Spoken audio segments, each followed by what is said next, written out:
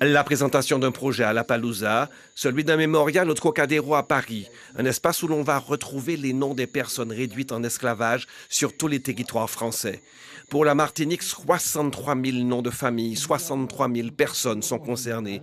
Elles ont été libérées en 1848 et 1849.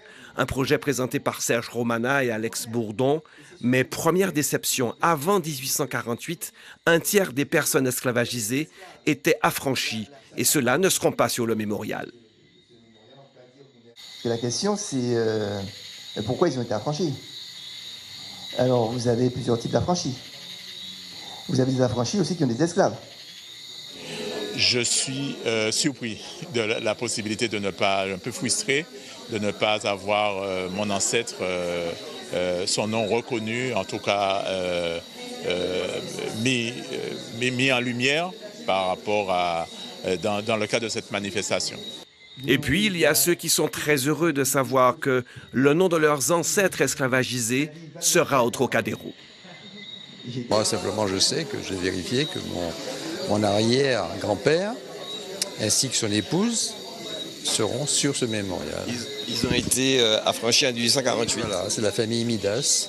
Avoir son nom de famille au Trocadéro, c'était fait pour ça aussi, hein, c'est pour rendre les gens fiers de ces personnes. Et lorsqu'ils seront fiers, en étant fiers, vous pouvez à ce moment-là les considérer comme des parents. On peut s'affilier, on peut reconstruire des familles, on peut remonter dans le temps.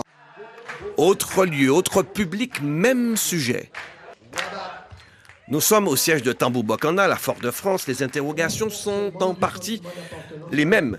Certains ne trouvent pas sur les listes officielles le nom de leurs ancêtres, d'autres ne savent pas où chercher. Les registres ont disparu ou ne sont pas encore numérisés. Le problème que j'ai, c'est que je ne retrouve pas mes ancêtres dans la liste qu'ils ont publiée. Donc ce que je vais faire, je vais envoyer un courrier à l'adresse indiquée afin qu'ils corrigent, qu'ils fassent la correction. Ils sont d'où vos ancêtres? Casse-pilote.